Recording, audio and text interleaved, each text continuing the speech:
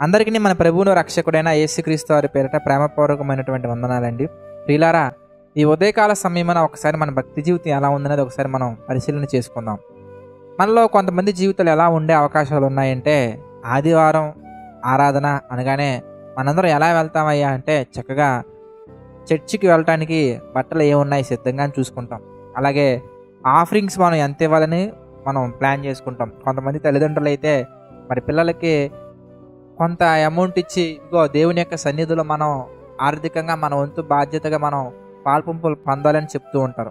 అదేవిధంగా మరి ఆ దినాన్ని ఎవరైనా కానీ రిలేటివ్స్ వస్తున్నా, ఫ్రెండ్స్ వస్తున్నా, ఏ వస్తున్నా కానీ ఎలాంటి స్కెడ్యూల్ ఉన్నా కానీ అది క్యాన్సిల్ చేసి పాసిబుల్ అయితే అది నెక్స్ట్ రీస్కెడ్యూల్ చేసుకుంటాం. ఇలా మనం ఎంతో చక్కగా జర్నీ ప్లాన్ చేసుకుంటాం. మన ఇంటి దగ్గర నుంచి మందిరానికి ఎలా వెళ్ళాలి, అక్కడి నుంచి మళ్ళీ రిటర్న్ ఎలా ప్లాన్ చేసుకుంటాం, అన్నీ మనం చక్కగా ప్లాన్ చేసుకుంటాం. అక్కడితో మన భక్తి జీవితం అయిపోయిందని అనుకుంటూ ఉంటాం. అయితే మీకు ఒక చిన్న ప్రశ్న వేస్తాను, ఒకసారి ఆలోచించండి my dear brothers and sisters. ఒక పిల్లవాడు లేదంటే ఒక స్టూడెంట్ ఎవ్రీడే స్కూల్ ఆర్ కాలేజ్కి వెళ్తూ ఉన్నారు. ఎవ్రీడే వెళ్తున్నారు, చక్కగా మంచి యూనిఫామ్ వేసుకున్నారు, ఒక మంచి టై పెట్టుకున్నారు, చక్కగా బుక్స్ కూడా కొనుక్కున్నారు, స్కూల్కి వెళ్తున్నారు లేదా కాలేజీకి వెళ్తున్నారు వస్తున్నారు. లేదా ఒక హాస్పిటల్ ఉందనుకుందాం, ఏదో మనకైతే ఒక ప్రాబ్లం వచ్చింది, హాస్పిటల్కి వెళ్తున్నాం మళ్ళీ వచ్చేస్తున్నాం, హాస్పిటల్కి వెళ్తున్నాం మళ్ళీ వస్తున్నాం, హాస్పిటల్కి వెళ్తున్నాం మళ్ళీ వస్తున్నాం, కానీ మన రోగం అనేది నయం అవ్వదండి. అలాగే ఆ స్టూడెంట్ కూడా ఎగ్జామ్లో పాస్ అవ్వరండి. ఎందుకంటే స్కూల్కి లేదా కాలేజీకి వెళ్ళొచ్చినంత మాత్రాన మనం పర్ఫెక్ట్ అని కాదండి. అలాగే హాస్పిటల్కి వెళ్ళొచ్చినంత మాత్రాన మనం ట్రీట్మెంట్ చేయించుకున్నామని కాదండి. హాస్పిటల్కి వెళ్ళి సరైన డాక్టర్ని కాంటాక్ట్ అయ్యి లేదా కన్సల్ట్ అయ్యి ప్రాబ్లం ఏంటో మనం తెలుసుకొని ఆ ప్రాబ్లంకి సంబంధించిన ట్రీట్మెంట్ చేయించుకొని అలాగే మన మెడిసిన్స్ ప్రాపర్గా యూస్ చేస్తేనే తప్ప మన రోగం అనేది నయం అవ్వదు. అంటే స్కూల్కి వెళ్ళిన వాళ్ళు చదువుకోవాలి, హాస్పిటల్కి వెళ్ళిన వాళ్ళు ట్రీట్మెంట్ చేయించుకోవాలి. అదేవిధంగా మందిరానికి వెళ్ళిన వాళ్ళు మనస్సును యేసయ్యకు అనుకూలంగా మార్చుకోవాలి.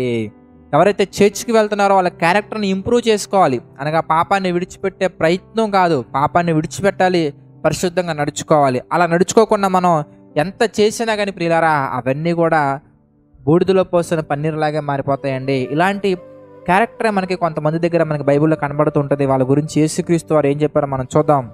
మత్తయి సువార్త 23 మనం చూస్తే, అయ్యో వేషధారులైన శాస్త్రులారా, పరిసయ్యులారా, మీరు పుదీనాలోను సోపులోను జీలకర్రలోను 10వ వంతు చెల్లించి, మనం కూడా మంచి బట్టలు వేసుకుంటాము, మంచిగా మిస్ అవ్వకుండా మందిరానికి వెళ్తూ ఉంటాము, పాటలు పాడుతుంటాము, కానుకలు చెల్లిస్తూ ఉంటాము, కానుకలు అర్పించుకుంటూ ఉంటాము, అలాగే ఏదైనా ఈవెంట్ ఉంటే పార్టిసిపేట్ చేస్తుంటాము. కానీ ధర్మశాస్త్రములో ప్రధానమైన విషయములను అనగా న్యాయమును, కనికరమును, విశ్వాసమును విడిచిపెట్టిదిరి, వాటిని మానక వీటిని చేయవలసి ఉండెను. అంటే మందిరానికి వెళ్ళడం మానకూడదు, అలాగే కానుకలు అర్పించే విషయంలో మనం ఏమాత్రం వెనకడుగు వేయకూడదు, అలాగే ఏదైనా కార్యక్రమాలు జరుగుతున్నప్పుడు వాటిలో మన యొక్క మన యొక్క పార్టిసిపేషన్ ఉండాలి, అలాగే పాటలు పాడాలి, అలాగే ఆరాధన చేయాలి, అలాగే వాక్యం షేర్ చేసుకోవాలి, సువార్త కార్యక్రమాలు ఉండాలి. వాటితో పాటుగా మనలో ఏం ఉండాలి అంటే మనలో విశ్వాసం ఉండాలి, కనికరం ఉండాలి, ప్రేమ ఉండాలి, సమాధానం ఉండాలి. దేవుడు ఏ విషయాలైతే మనలో ఉండాలని కోరుకున్నారో ఆ ప్రతి విషయం మనలో ఇంప్రూవ్మెంట్ చేసుకుంటూ మిగిలిన విషయాల్లో కూడా మనం ఉండాలి. అంతేగాని ప్రియులారా కేవలం మందిరానికి వెళ్ళాం కాబట్టి పరలోకి వెళ్తామనే భ్రమలో మనం ఉండకూడదు. నెల నెల ఎంతో కొంత దేవుని యొక్క పనులకి, దేవుని యొక్క సువార్త కార్యక్రమాలకి నేను ఎంతో కొంత ఖర్చులకి నేను ఇస్తున్నాను కనుక పరలోకం వెళ్ళిపోతాననే భ్రమలో మనం ఉండకూడదు. మనం ఏం చేయాలంటే అవి చేయాలి, అంటే వీటిని అవి మానకూడదు, అలాగే ప్రధానమైనవి విడిచిపెట్టకూడదు. కనుక my dear brothers and sisters, ఇదే సందర్భం మళ్ళీ చదువుకుందామండి కింద కంటిన్యూషన్లో. అందులైన మార్గదర్శకులారా, దోమ లేకున్నట్లు వడియగట్టి ఒంటెను మింగువారు మీరే. అంటే మనలో దోమ లేకుండా వడి కడుతున్నాం అంటే చిన్న చిన్న విషయాల్లో చాలా పర్ఫెక్ట్గా ఉంటున్నాం. ప్రార్థన చేసేటప్పుడు ముసుగు వేసుకునే విషయంలో కానీ, లేదంటే చక్కగా మంచి ప్రొఫెషనల్గా ఉండే డ్రెస్సింగ్లో కానీ, లేదంటే మందిరానికి వెళ్ళే విషయంలో పిల్లలు ఒకవేళ రానంటే వాళ్ళని గద్దించి తీసుకువెళ్ళే విషయంలో కానీ, వీటన్నిటిలో పర్ఫెక్ట్గా ఉంటున్నాం. కానీ బట్ క్యారెక్టర్ విషయంలో మాత్రం పర్ఫెక్ట్గా ఉండలేకపోతున్నాము. విశ్వాసం విషయంలో, న్యాయం విషయంలో, కనికరం విషయంలో, ప్రేమ విషయంలో, వీటన్నిటిలో కూడా మనం ఏం చేయాలంటే వాటిని మానక వీటిని చెయ్యాలి. కనుక కొసరుగా ఉన్నటువంటి చిన్న చిన్న విషయాల్లో పర్ఫెక్ట్గా ఉండి అసలైన విషయాలు మనం విడిచిపెడితే మనం పరలోకానికి వెళ్ళే దారిలో ఆ మార్గంలో మనం ఉండనట్టుగా. కనుక ప్రతి ఒక్కరు కూడా ఈ విషయాలు దృష్టిలో ఉంచుకొని బైబిల్లో ఏదైతే దేవుడు మనల్ని చేయమన్నారో ఆ చేయమన్న ప్రతి విషయంలో కూడా మిస్ అవ్వకుండా వెళ్ళాలని మనస్ఫూర్తిగా కోరుకుంటున్నాను. ఇంతటితో నా ఈ మాటలు ముగిస్తున్నాను. ప్రార్థన చేసుకుందామండి.